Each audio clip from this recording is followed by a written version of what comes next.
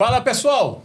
Começando aqui mais um Conexões PE, sempre agradecendo a vocês que estão salvando, compartilhando, se inscrevendo no nosso canal, mandando nossas matérias, nossas entrevistas para as pessoas, para a grande rede mundial. Muito obrigado a vocês. E eu vou pedir aqui ao meu parceiro aqui, Eduardo, para apresentar nosso grande convidado de hoje. Olá, pessoal. Hoje temos a honra de ter aqui no Conexões PE Dr. Romeu Krause. Poxa. Com o tema A Saúde dos Ossos. Nascido em Vitória de Santo Antão, Pernambuco, formado na Faculdade de Ciências Médicas da FESP, pós-graduado em ortopedia infantil em Londres, é membro da Ortopedia e Traumatologia do Hospital Nacional em Londres. Tem mestrado em Ortopedia e Traumatologia pela Universidade Federal de São Paulo, Unifesp. Membro titular da Sociedade Brasileira de Ortopedia e Traumatologia. É membro fundador da Sociedade Brasileira de Artroscopia. Muita coisa. É membro imortal da Academia Brasileira de Ortopedia e Traumatologia. Fundador do ITORC, Instituto de Traumatologia e Ortopedia Romeu Krause.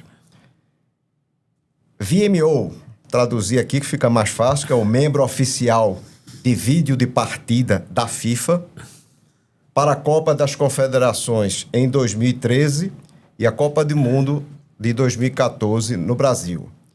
Vice-presidente do Conselho de Administração do Sicredi.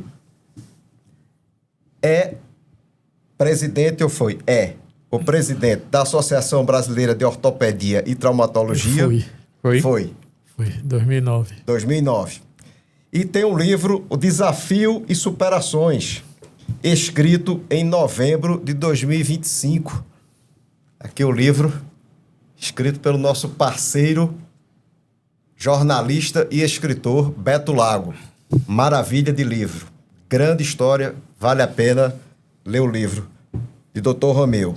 E recebeu o convite para coordenar a área médica na Copa do Mundo Feminina, que acontece no Brasil em 2027.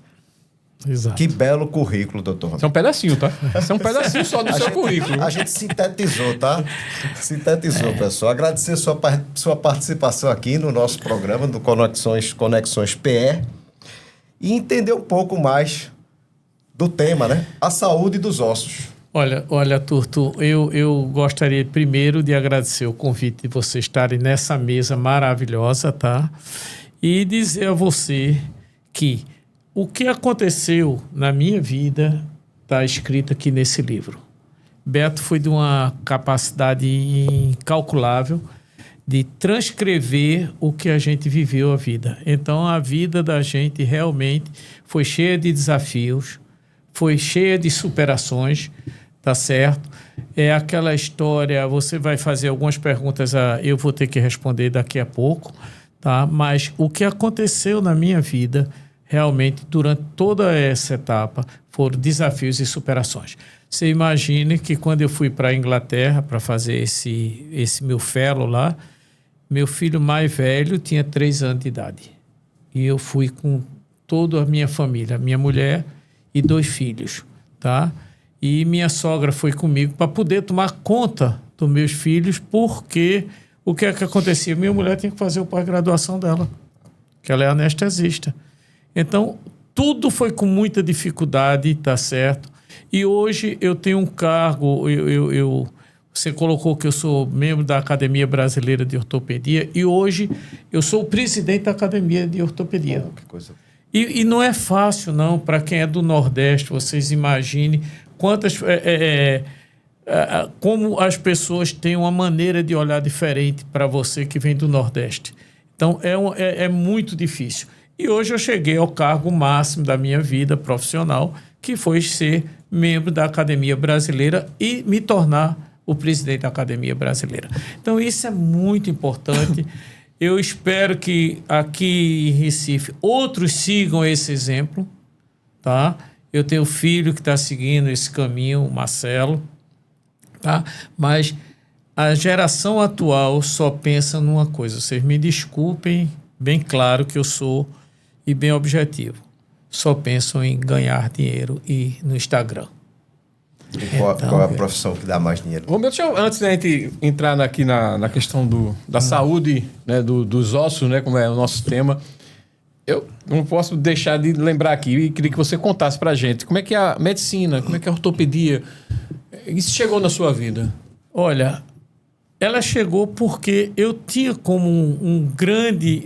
A pessoa que eu admirava chamava-se Dr. Zé Leal, em Vitória de Santo Antão. Eu sou natural de Vitória de Santo Antão. Então, o Dr. Zé Leal, ele foi minha grande inspiração para fazer medicina e ortopedia, tá? Então, isso daí, a gente tinha um vínculo muito grande, basta dizer que ele era meu padrinho. Esse senhor, que já faleceu, ele era meu padrinho, é dono daquela clínica de fraturas ali da Fernando Vieira. Tá? Então, o Dr. Zé Leal, para mim, foi a grande inspiração de eu fazer medicina e fazer ortopedia. Basta dizer que, quando eu saía da faculdade, normalmente eu ia para a clínica dele conversar com ele, saber como ele estava se sentindo, qual era. Ele foi o fundador da clínica de fraturas. Quer dizer, eu me espelhei muito dele para ter coragem de fazer a clínica Witorque, que eu devo muito a doutor Zé Leal de Farias. Eduardo, por favor. Pegando carona nessa colocação de Beto, com relação... Quando a gente fala saúde dos ossos, as pessoas lembram muito fraturas, acidentes, descalcificação. Mas o que realmente envolve a ortopedia no dia a dia das pessoas? Olha, em toda faixa etária ela tem o seu valor, tá? Você, desde a criança que começa a andar, você já tem que ter os cuidados do ortopedista infantil. Desculpa lhe interromper, você falou uma coisa que aos 6, 7 anos de idade, meu pai me levou até você. Pronto. Para você ver, como eu tô ficando velho.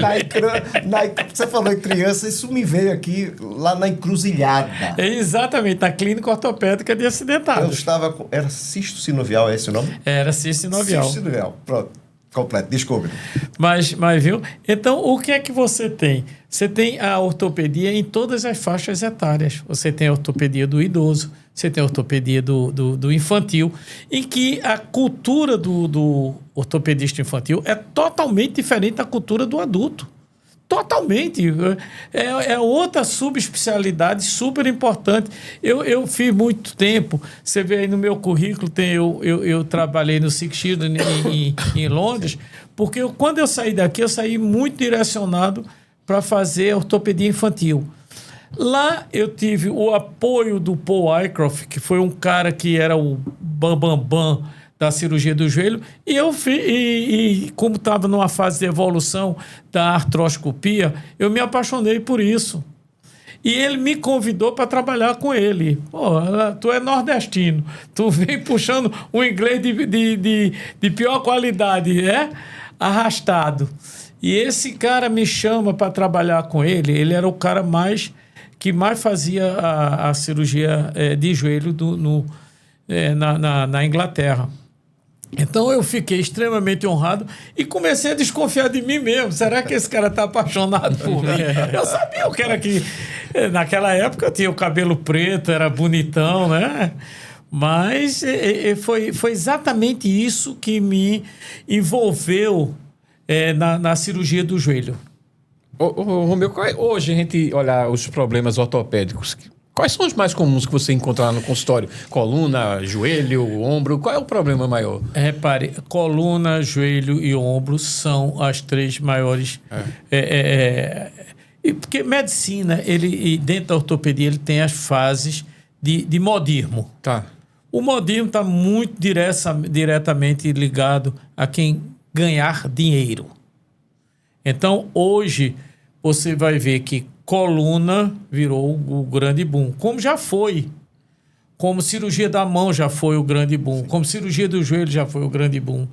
Então, está muito relacionado com o faturamento da pessoa. Então, hoje, a gente tem, principalmente, as patologias mais graves, a gente tem a quadril, coluna e joelho. Essas são os 3 maiores volumes de paciente que você tem. Quando você estuda ou você se dedica a uma dessas subespecialidades, é que você vai ver o que hoje tem de bom e tem de ruim no Instagram, nas redes sociais. Porque todo dia você lê que você está usando uma joelheira X e que isso curou o seu problema. Hoje está em moda a medicina regenerativa. Medicina regenerativa não tem nada ainda aprovado no Conselho Federal de Medicina. Então, ainda está em processo de estudo ainda. Porque você precisa ter evidência científica. Tá? Então, você vai ver todo dia alguém publicando que usa tal tipo de medicina regenerativa que deu resultado, que o cara está ótimo. Tudo isso é farsa. Infelizmente, a gente vive um momento se aproveitarem de determinados itens e que querem fazer com que aquilo se torne realidade. Porque o povo, na sua grande maioria, por ser desinformado, eles vão ao consultório da gente sempre atrás de uma melhora do caso dele. Não interessa o quê, mas ele leu, ele viu no Instagram, ele viu na rede social que aquele tipo de tratamento é o ideal. E ele pede. E o mais importante é que isso não é referenciado, não é aprovado pelo Conselho Federal de Medicina. Pela ANS não é liberado. Mas se você está com a dor no joelho muito grande e eu digo a você que aquilo é o bom resultado, você vai se sacrificar, vai pagar no seu cartão em 10 vezes, em 20 vezes, sei lá, e vai fazer a cirurgia e não vai ficar bom. Esse é o que é o grande problema para a gente. Eduardo. Eu acompanhei, eu tinha uns 20 anos mais ou menos, eu acompanhei meu avô num médico e ele examinou, meu avô já tinha seus 70 e poucos anos, e disse: o senhor não tem nada, o senhor está gasto. Eu lembro que ele ficou muito frustrado com essa colocação. Então, assim, quando é envelhecer normalmente ou desenvolver doenças nos ossos e articulações, o que é esperado na idade? Olha, esses problemas, porque assim, naturalmente vai existir o desgaste, né? Você olha, minha cabeleira tá toda branca. Você acha que isso é o quê? É a idade, pô. As suas articulações vão sofrer também com a idade. Então, quando você era jovem, por exemplo, no meu caso, eu joguei futebol, praticava esporte. Hoje, eu pratico o tipo de esporte que não me machuque. Então, isso chama-se bom senso. É de você entender a sua faixa etária e trabalhar dentro daquilo que você pode. Eu acho que tudo isso se resume a uma palavra que chama-se bom senso. Tudo na vida da gente é bom senso. Eu não posso querer hoje ser um atleta. O pessoal chega junto em mim: o senhor ainda joga futebol? Claro que não. Claro que não, porque a última vez que eu fui jogar, eu peguei uma bola pelo lado lateral e fui lançar. Ela não saiu do lugar quase. Então, isso faz com que você tenha vergonha na cara e dizer assim: eu não sou mais capaz de fazer o que eu gostaria de fazer. Então, você se limita a esporte. Você vai fazer corrida, você vai fazer uma bike, você vai fazer uma corrida.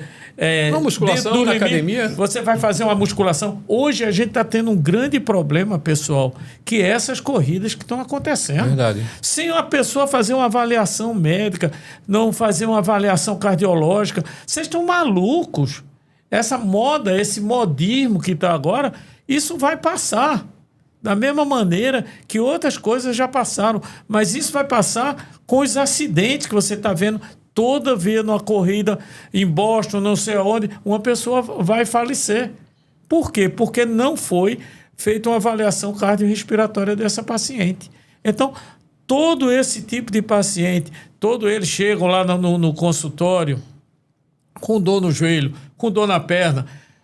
uma coisa mais clássica que tem é o que o povo chama de canelite, pelo amor de Deus. Isso é uma fratura de estresse. Tá aí aquele jogador do Palmeiras, Paulinho, ele já foi operado várias vezes de uma canelite, entre aspas, que aquilo era uma fratura de sobrecarga.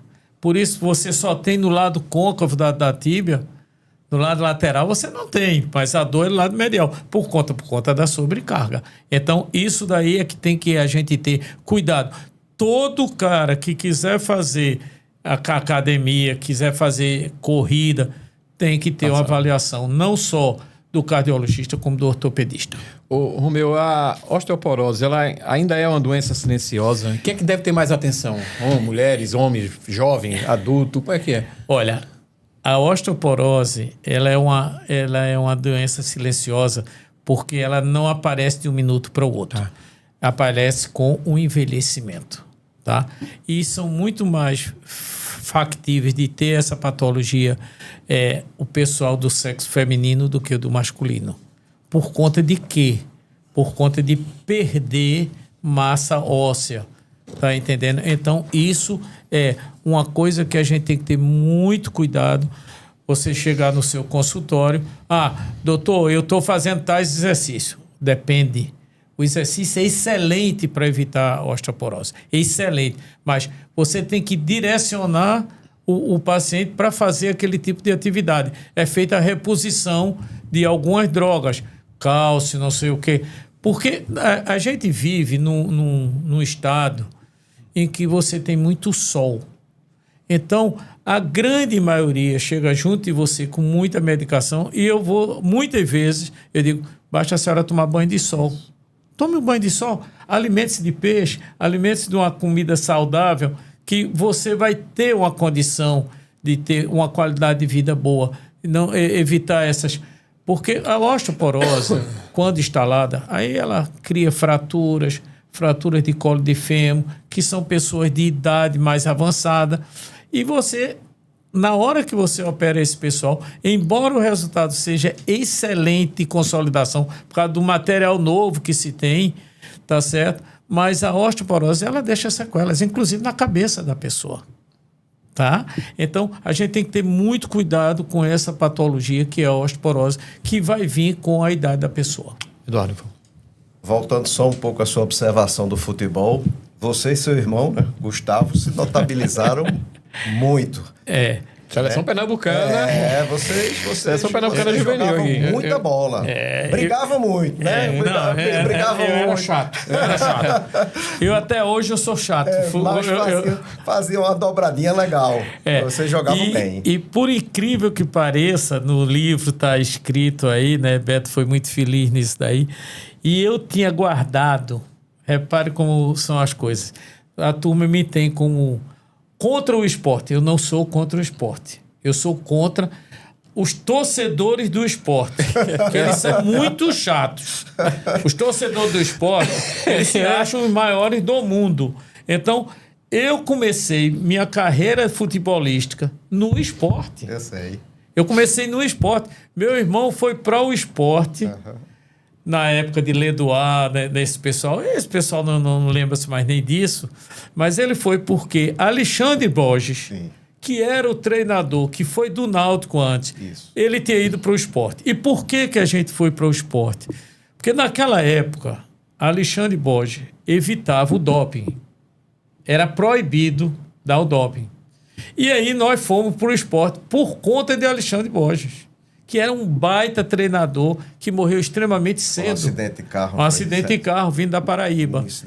Então, esse cara foi um dos caras... Eu me lembro das histórias de... Na hora do tiro de meta, o jogador da defesa não podia ficar de costa para o... Ele ficava de frente para o goleiro, porque na hora que ia bater, se desse alguma coisa errada, ele estava de frente. Então, Alexandre Borges foi uma pessoa diferenciada no futebol e fez com que a gente fosse para o esporte. Depois eu voltei para o Náutico, que era Seu Bill, treinador do Náutico, que também tinha o mesmo princípio de Seu Bill. E aí foi onde eu fiz futebol, onde eu curti demais. Eu jogava no Arte da Torre, Tem muita história minha que eu saía de bicicleta. Era liso, né? O liso. Eu saía de bicicleta, saía do campo do campo do Náutico, depois que a gente fazia aquele esfria sol, né? Que a gente jogava 1h30 da tarde, até 3h30, mais ou menos. E eu saía de bicicleta para ir para o Arte da Torre, para jogar no Arte da Torre. E tem uma história muito interessante que eu reputo e tá no livro, em que eu acho que eu fui o único atleta que foi expulso sem tocar na bola. Porque eu cheguei, mudei de roupa e mandaram eu entrar no campo. Quando eu entrei no campo do Arte da Torre, na torre, era uma lateral. E eu fui bater o lateral e o cara reverteu o lateral. E eu xinguei o juiz naquela época, né? Com todos os baixos calões que você pode imaginar. E ele me botou para fora sem eu pegar na bola. Mas é isso. Voltando aqui à nossa situação, muita gente sente dor, né? Coluna, seja, hoje é muito comum as pessoas se automedicarem. Em que momento a dor no corpo deixa de ser normal e passa a exigir a avaliação de um ortopedista? Porque as pessoas estão se automedicando. Eu tenho horror à automedicação. Horror. Eu acho que a pessoa nunca deve se automedicar. Então, o que é que as pessoas fazem? Valorizam o mínimo possível o médico, tá? Não, eu vou na farmácia e compro tal remédio. E pergunta lá, né? E pergunta. E o pessoal da farmácia, eles têm interesse de vender tal produto, porque eles estão induzidos para aquilo. Então, eu acho que nunca deve ter a automedicação. Por exemplo, eu descobri agora que eu tenho um problema de glicose alta. A primeira coisa que eu fiz foi ir ao endocrinologista para ele me orientar. Ele me orientou de tal maneira o que eu devo comer, o que eu devo comer, o que eu devo tomar de remédio, tá? Para daqui a 1 mês ele me avaliar e custa nada. Você vai, hoje com todos esses planos de saúde que se tem, você vai inclusive pelos planos de saúde e é onde você vai encontrar médicos de excelente qualidade. Então eu sou totalmente contra a automedicação. Ô Romeu, esse estilo de vida moderno que a gente está passando, ele acaba trazendo muito sedentarismo, muito excesso de peso. Qual é a solução para isso? Como a gente resolver isso? Excesso de peso, perder peso. Desculpe ser muito direta a redundância, tá? Mas é aquela história. O maior mal dessa geração é sobrepeso. Sobrepeso. E principalmente certas articulações, mais ainda o joelho. Se você tiver uma perna arqueada ou que a gente chama de cangalha, se você tem uma perna em valgo, que chama-se zambeta, para o povo entender o que a gente está falando, esse pessoal, eu faço uma comparação sempre com um carro que você vai trocar o pneu porque gastou o pneu. Então você troca o pneu e o cara fala para você, vai alinhar as rodas. Se você tiver a roda desalinhada e tiver o sobrepeso, você está condenado a ter uma lesão dessa articulação, dessa cartilagem que está do lado que tem maior sobrepeso. Então, o sobrepeso, o desvio de eixo e os exercícios mal orientados, eu acho que são os 3 grandes vilões que a gente recebe tem muita gente e sedentária também. Muito. E sempre com sobrepeso. Sempre com sobrepeso. O sedentarismo está muito ligado ao sobrepeso. Porque a pessoa deixa de ter a vaidade, principalmente do sexo feminino, deixa de ter aquela vaidade de ser a gostosona, desculpa os termos, mas é a realidade. Então, ela vai se adaptando à vida sedentária. E nesse momento, vocês, como médicos, vocês têm que trabalhar também, às vezes, a cabeça da pessoa, né? Porque a pessoa está com a cabeça... Mudou a vida. Eu acho que o que tem mais importante, Beto, é o que você falou agora, é a cabeça. Se a cabeça da pessoa é favorável ao tratamento, ela vai se dar muito bem, obrigado. Agora, se não é favorável, é difícil, viu? É muito difícil você convencer a pessoa que tem que perder peso. porque é importantíssimo a sobrecarga que vai ter em nível de quadril, em nível Coluna, de coluna. Tudo isso é como você me perguntaram. Os 3 grandes vilões hoje da ortopedia é coluna, é quadril e é joelho. Esses são os 3 grandes vilões da ortopedia hoje em dia. Tá? Então a gente tem que ter muita cabeça, muita maneira, porque isso ofende o doente na hora que ele vem conversar com você. Então você tem que ter muita habilidade, muito jeito de dizer ao paciente, você está acima do peso, porque é agressivo quando você diz, você está acima do peso e a pessoa chega junto e diz, eu sei disso, doutor, eu sei que preciso perder peso, mas é difícil, porque qual a pessoa de classe social mais baixa pode fazer um regime? Pode tomar uma droga dessas que hoje, os monjaros da vida, quando vocês sabem quanto custa um monjaro? Quanto uma ampola? Para o cara usar um mês? Custa no mínimo 2.500 conto. Quem é que tem o salário? É feito você passar remédio caro para o doente. Então eu estou com dor, eu passo aspirina. Dor se trata com um remédio. Hoje você vai ver uma dezenas de laboratórios querendo que você use algumas drogas que são os colágenos, etc. Quem tem dinheiro para usar um colágeno de 150, 120 reais por mês? Não tem, pessoal. Não tem. A gente precisa ver que a gente vive numa sociedade pobre. O Nordeste é pobre.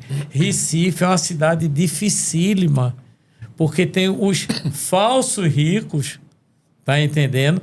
E que não vão tratar em Recife.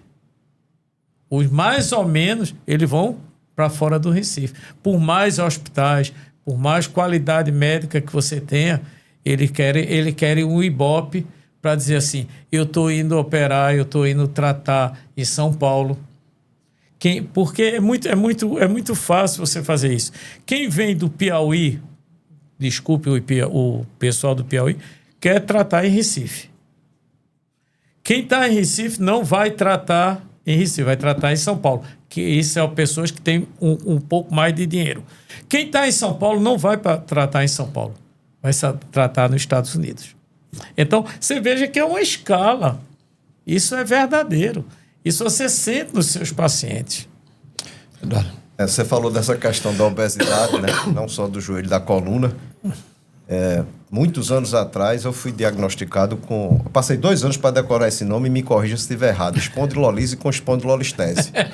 É o escorregamento da vértebra. É isso mesmo. Tá certo o nome? Tá certo. Eu passei uns 2 anos para decorar esse nome. E a principal coisa que ele disse, não engorde. Não engorde, exatamente. Procure manter o seu peso, o índice de massa corpórea, que na época nem existia esse modismo, esse termo, né? O termo. Enfim, mas é isso mesmo. A obesidade é uma coisa eu acho que a obesidade é o grande vilão da gente. Mas aí falando disso, a atividade física, porque as pessoas entram na atividade física justamente para sair desse quadro de obesidade. Quais os exercícios que ajudam a fortalecer os ossos e articulações e quais devem existir para evitar lesões? Eu vou fazer só uma observação. Quando eu jogava futsal, que na época chamava-se futebol de salão. Futebol de salão da bola pesada.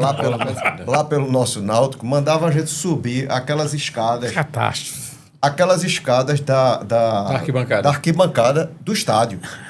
Veja, a gente era crianças, né? Mais baixas. Meu Deus do céu. Aquilo era uma loucura. Não, porque é bom, porque fortalece. Veja, hoje há alguns que recomendam subir desse escada, mas os degraus são pequenos. E a gente tá adulto, né?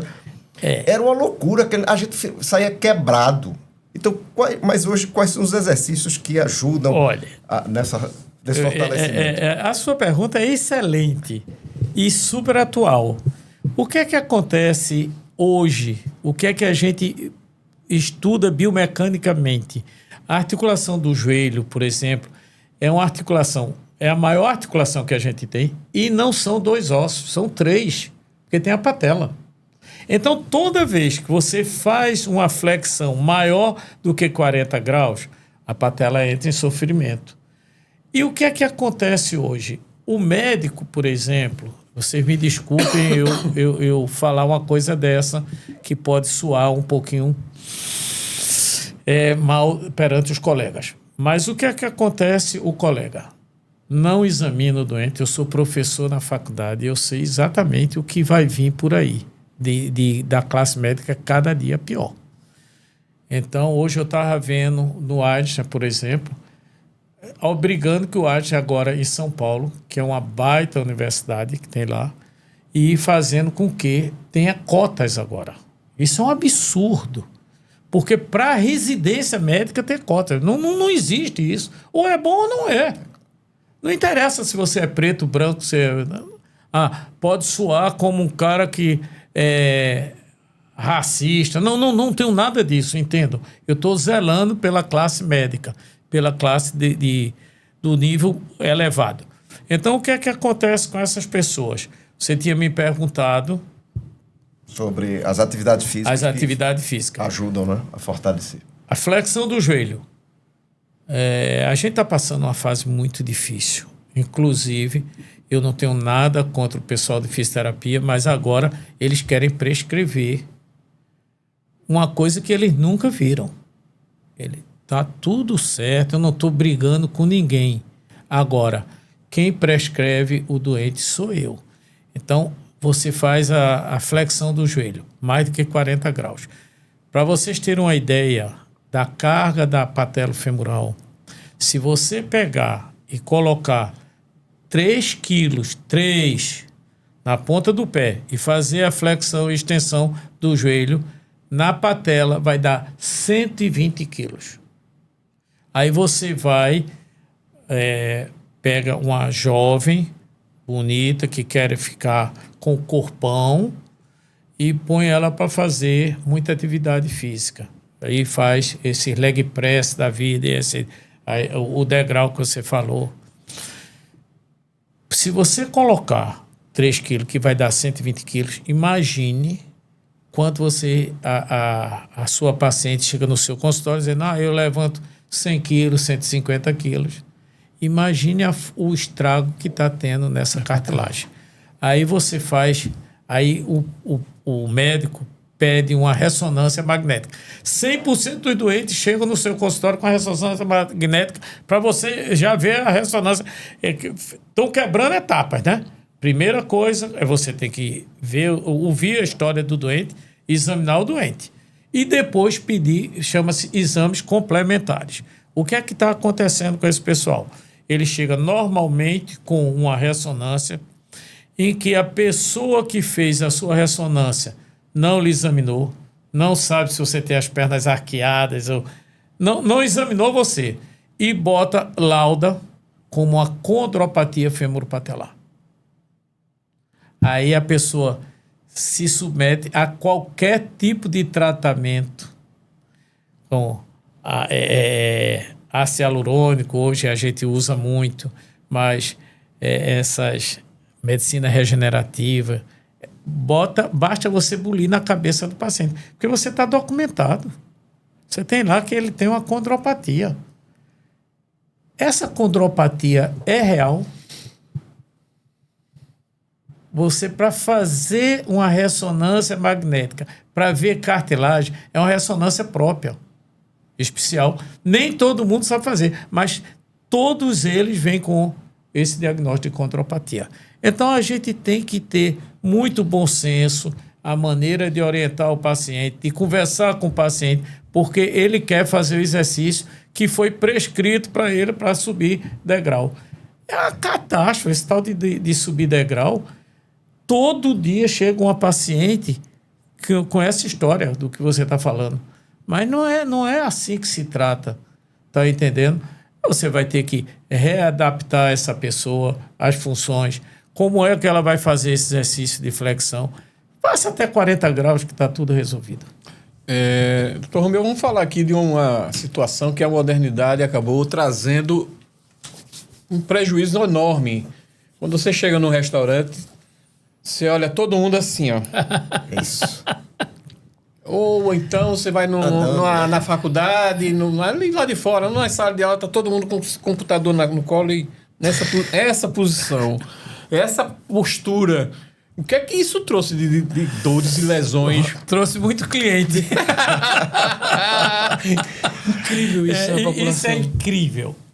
Aonde você sentar hoje, até antissocial, é o uso do celular. Você não vai a um restaurante para encontrar uma pessoa conversando com a outra. Incrível. Cada um está individual dentro do seu celular. Né? Isso é uma catástrofe. Para mim, eu sou de outra geração, então a gente tem as críticas da gente. Agora, que isso só faz mal, só. Se você passa a ter muito mais problema de coluna cervical com o uso do celular, com o uso do computador. Porque você veja quantas pessoas estão numa posição ergométrica. Pouquíssimas pessoas. Está todo mundo com a cabecinha, o pescocinho dobrado, olhando aquilo. Aquilo entra em fadiga, pessoal. A musculatura entra em fadiga. Então, não é o caminho correto. Eu abomino o tal do celular. Uso por necessidade, que eu não posso deixar de usar. Agora, passar o dia ouvindo no celular, não dá para... Mas pelo menos as pessoas poderiam fazer um exercício no final do dia, para ver se consegue dar uma correção. O problema é que não faz, Beto. Não faz, né? O problema é que não faz. Esse pessoal que é viciado no celular e que é viciado em computador, não faz o exercício. Infelizmente. Eu vivo no computador para escrever minhas coisas, tudo. Mas eu sempre tenho. A cada 1 hora eu dou 10 minutos de paradinha. Se você fizer isso, está absolutamente correto. Se cada um dessas pessoas pararem durante um período para fazer isso daí, porque, por lei, em cada hora você tem que parar pelo menos 5 ou 10 minutos, eu não lembro. Eu paro 10, mas eu acho que algumas pessoas falam 5 ou 10 minutos para poder você fazer uma atividade física que relaxa aquela musculatura. Exatamente. Porque senão você tem as tendinites, você vai ter as inflamações das articulações por conta disso. Então, em cada hora que você trabalha com o computador, por exemplo, você tem que ter 1 minuto, ou 5 minutos, ou 10 minutos para fazer atividade física. Ante a posição que você está. Então, isso daí, para mim, é super importante. A parte de ergonomia. Mas quem faz isso? Ninguém faz isso. E talvez isso. Talvez tenha se agravado também com o home office, né? Home office, exatamente. As pessoas estão trabalhando em casa, às vezes no trabalho há uma exigência de se ter o equipamento correto, mas em casa não se tem, né? Fica qualquer posição. Até a própria posição de você no computador, você às vezes está um pouquinho mais alto ou está um pouquinho mais baixo na mesa, né? Isso. Eduardo, por favor. Com relação à alimentação, você falou um pouquinho aqui, né, da vitamina D aí do sol, importantíssimo, né? 15 minutos, 20 minutos por dia. Há, inclusive, recomendações, né, para quando as pessoas se operam e estão se restabelecendo. A gente vive num país e numa região que tem muito sol. O Nordeste é característico do clima quente. E é muito engraçado hoje com o uso desses filtros que mulher usa muito. E aí começa a chegar no consultório com osteoporose, com esses problemas todinhos. É porque parece que tem, não sei, estou aqui com o que eu vi, parece que bloqueia, né? O filtro solar não deixa passar o sol. Não deixa passar o sol e, consequentemente, você não vai ter a vitamina D. O filtro solar que a grande maioria, mas a grande maioria dos dermatologistas prescrevem para você. Só que você tem que saber aonde e qual é a hora boa de fazer o banho de sol. De manhã cedo, 6 horas da manhã, esse é o banho de sol ideal. Meio-dia, não é o legal. Pois é, e tem esse folclore, né? Que essa hora de 6 horas não tem vitamina D, só tem a partir de 10 horas da manhã. Que é onde queima. Que é onde queima. Quer dizer, a pessoa não pode tomar de 6 horas porque não tem a vitamina D. E também, as pessoas brancas demais precisam colocar mas nesse clima que a gente vive aqui, eu prescrevo que a partir de 6, 7 horas da manhã, pessoa pega. E o cálcio? O cálcio é super importante para você repor a qualidade de vida da pessoa. Eu acho que deve ter o uso do cálcio. Tem vários tipos de cálcio hoje em dia e que você, comodamente, você pode fazer a utilização Mas dele. essa recomendação via... Prescrição médica. Através de um exame. Do exame. Aí você faz o exame da pessoa, vê que tem o cálcio baixo, aí você vai utilizar o cálcio. Romildo, vamos falar um pouquinho da evolução, né? Eu queria que você falasse nos pontos de próteses, essas Certo. cirurgias minimamente invasivas. E eu queria também que você falasse no final sobre inteligência artificial. Eu vou começar de trás para frente. Vamos. A inteligência artificial, ela veio para ficar. Agora, o que não pode é substituir o homem. Não pode substituir o médico. Ela veio para auxiliar. Como os outros exames, ressonância, etc., vieram para ajudar a classe médica. Não você botar aqui no chat GPT como é que eu vou me comportar hoje. Aí você está ensaboado. Aí, essa é que é o grande problema da inteligência artificial. Eu acho que ela veio, por exemplo, eu tenho um colega, Dr. Moisés Cohen, em São Paulo, que ele faz 1 ano e meio que ele estuda, ele se dedica a estudar a inteligência artificial para o consultório dele. Então, esse cara está embasado cientificamente. Agora, você pega o cara que chega aqui e diz, vamos usar a inteligência artificial dentro do teu consultório. Sim, para quê? O que é que eu quero? Eu preciso saber o que é que eu quero para poder me ajudar no diagnóstico. E não eu ficar cego e o que a inteligência artificial me disser e eu vou resolver. Você me fez... Da questão das próteses e cirurgias, né? Hoje. Deixa eu dizer a você, as próteses. Eu respondi um questionário ontem à noite sobre o pessoal da Sociedade Brasileira de Cirurgia de Joelho e perguntando quais atividades físicas, atléticas que a pessoa pode usar de frente depois da prótese de joelho.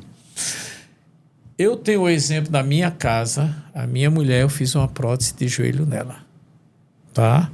Eu tenho uma dezena de pacientes que eu fiz prótese de joelho neles. Normalmente, as próteses de joelho são pacientes acima de 70 anos, 65, 70 anos. Esse paciente já vem deteriorado, já vem sem fazer atividade física há muitos anos. Aí você quer pegar esse paciente e colocar com atividade física? Não. Para vocês terem uma ideia, cada dia eu opero mais precocemente de prótese de joelho, tá? Hoje, com a navegação, eu faço a navegação da prótese há mais ou menos 20 anos, tá? Hoje está na grande moda a cirurgia robótica, Sim, que é uma navegação mais sofisticada, que você, em vez de cortar os ossos, quem corta é o robô para você. Somente. Mas tudo programado antes, como você deve fazer a cirurgia. Tudo isso vem na tela, você tem os sinais, que é elaborado pela tela, e você vê no monitor. E você vai consertando. Eu tenho que cortar, o cara tem um desvio em varo, por exemplo, a perna arqueada, em 10 graus. Aí você vai corrigindo até chegar a 0 graus. Bom, isso é em relação às próteses. Eu tenho paciente minha com 40 e poucos anos operada de prótese, porque ela já vinha sendo uma paciente sofrida, que já tinha feito cerca de umas 15 cirurgias nesse joelho. E chegou junto em mim, por autorização dela, eu operei ela com a prótese de joelho. Essa paciente está muito bem, ela pratica esporte, depende da faixa etária do teu paciente. Eu vou querer o quê com a paciente com 70 anos, 75 anos, que faça uma prótese de joelho? Eu vou querer que ela pratique esporte? Não é assim, entendeu? Então, a prótese evoluiu muito. Normalmente o doente chegava junto e você perguntava quanto dura uma prótese? Hoje, pelo polietileno que é colocado, que é alta resistência, então ela tem uma durabilidade muito longa. Então a prótese hoje está definida. eu respondi esse questionário e tô doido para saber o resultado, porque existe muita gente que é mentirosa, né? Eu estou operando uma pessoa de idade. Eu vou fazer com que ela pratique esporte. Qual é o esporte que ela pode praticar? Golfe. Pô, é para andar. O golfe dá para você quebrar o galho. Agora, quantos campos de golfe tem em Recife? Talvez. Quem pode ir para o golfe? Você sabe quanto custa um sapatinho daquele cheio de prego que tem para fazer no golfe? É uma nota. Tá entendendo? Eu também, essa questão da cirurgia invasiva, ela também permitiu que o corte na pele da pessoa também foi menor, né? Aí a gente falou de prótese. Isso. E agora a gente vai falar um pouquinho de cirurgia minimamente invasiva. É a grande evolução da ortopedia. Não se enganem. A cirurgia minimamente invasiva, quando eu tenho o direito de dizer assim, eu trouxe para o Nordeste a artroscopia, que era uma cirurgia minimamente invasiva no joelho. Mudou muito os conceitos, tem mudado muito. Então, a grande maioria, a gente tirava menisco das pessoas. Hoje você faz tudo para suturar o menisco, depende da lesão, de onde está. Quer dizer, isso as pessoas vêm se dedicando muito a isso. Tá entendendo? Então, a cirurgia minimamente invasiva, se você vai operar um joanete hoje, você faz com cirurgia minimamente invasiva. Tá? Então, você faz as osteotomias para desviar minimamente invasiva. Então, a cirurgia que veio para ficar chama-se minimamente invasiva. Você veja quanto tempo você operou o abdômen, um talho, tirar uma vesícula, fazer uma incisão imensa. O doente passava 3, 4 dias internado. Hoje, você vai ver que essa cirurgia você opera no dia, no outro dia você vai embora. Então, a minimamente invasiva, ela veio para ficar. Uma boa revolução para... Eduardo, por favor. Doutor Romeu, vamos lá. Quais os principais conselhos que você daria aí para as pessoas chegarem na terceira idade, não é? Com independência, mobilidade, com saúde nos ossos? Atividade física, certo? E não engordar. Eu acho que todo o problema do paciente, da pessoa que está perguntando, é a obesidade. A obesidade é catástrofe para a gente, tá entendendo? A obesidade, a falta de atividade física, a pessoa tem que fazer dentro do que você pode. Então, você pode fazer uma atividade física. Eu adoro exercício dentro d'água. Porque sem perde... impacto, né? Tem impacto, sem impacto. Você perde o peso corporal seu. Aliás, você perde 30% do peso corporal.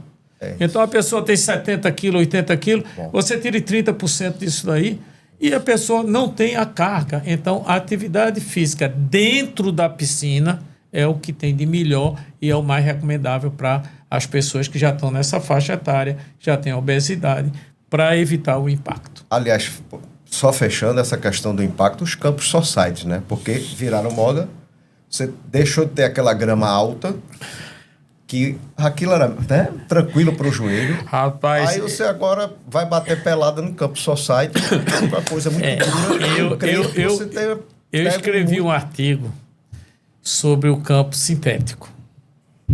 Eu acho um absurdo. Quem está usando campo sintético hoje, grama sintética, para poder o pessoal entender o que é que a gente está falando de grama sintética, porque para o clube é muito mais fácil você ter um campo sintético, mais barato, que você não precisa irrigar, você não precisa nada disso, cortar grama nem nada disso. Agora, se você for olhar o número de acidentes que tem com atletas no campo sintético, é muito maior do que no campo de grama original, tá? A grama que não é a sintética, tá? Então, eu escrevi um artigo sobre isso e esse artigo deu algumas coisas para se falar.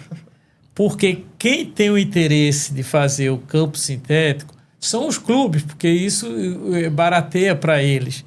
Eles estão pouco se ligando que você se machuque, que você não se machuque. O joelho é que sofre, né? E você vai ver Dudu, por exemplo, que hoje está no Atlético. Ele teve uma lesão no campo sintético. E aí você vai ter uma gama imensa de atletas que teve esse tipo de lesão. Deixa, antes de agradecer aqui a Romeu, pedir para Eduardo, fala aqui dos nossos parceiros, Eduardo, por favor. Obrigado, pessoal, pelo apoio. Alpha Ways XP Investimentos, a Delta Café, a Óculo Óticas, a Contar Contabilidade e Assessoria Tributária, Cultura Inglesa, a Parladelli e a Taverna Suíça, da nossa querida cidade de Gravatar, desde 1968. Doutor Romeu, muito obrigado pela sua atenção, por esse tema bem desafiador, né? E essas recomendações finais tão simples, né? Exercício com moderação, exercício adaptado para a sua idade, para o seu corpo e a questão de não engordar. E procure um médico. E procure um médico. E procure um médico. Tudo. Eduardo e Beto, eu que agradeço a vocês essa oportunidade de a gente trazer alguma coisa que sirva de exemplo para o pessoal que tem sofrimento articular. Tá entendendo? Então, eu acho que tudo isso que vocês estão fazendo é muito importante desde que a gente tenha o retorno disso daí. Eu gostaria que as pessoas que o virem deem um retorno para vocês, para dizer, para julgar como é que a gente foi, como é que não foi, se viu, se não se viu, para a gente poder ter outras oportunidades para ter outros momentos de diálogo. Certamente. Obrigado, Romeu. Muito obrigado. Um abraço para meu amigo também, Gustavo. Você está me devendo uma coisa, viu, Gustavo? Vou ficar no seu pé. Olha como eu vou ficar no seu pé. Isso aqui. Olha, tá aqui o livro. Aqui. Tá me devendo, viu, Gustavo? Muito bem escrito por Beto Lago. A gente encontra onde o livro? Lá no Itorque. Tem lá no Itorque. Tem lá no Itorque. No Itorque, lá para vender, né? Tá lá para vender. Legal, muito bem escrito. Obrigado. História brilhante, pessoal. Eu que agradeço. A história é maravilhosa. Vale a pena aqui assistir. De tudinho, o melhor foi o nome. Foi. Desafios e superações. Desafios e superações. Foi na nossa primeira conversa. A gente estava sentado falando do livro, do Dinho, aí ele veio com isso, aí é esse o título. Já, no primeiro momento, na primeira conversa que tivemos, já tivemos o título. Foi muita superação. Foi muito desafio. Para quem veio de Vitória de Santo Antão. Não é mole, não. Leo, conheço a história de Romeu, conheço as traquinagens de Romeu lá na torre. Muito obrigado, Romeu. Valeu, Eduardo. Valeu, um abraço. Obrigado pela atenção. Valeu, um abraço. E agradecer a vocês aí. Compartilhem, salve, se inscrevam no nosso canal. Mande essa entrevista maravilhosa para outras pessoas conhecerem Romeu, conhecerem o nosso trabalho, tá? Muito obrigado a vocês.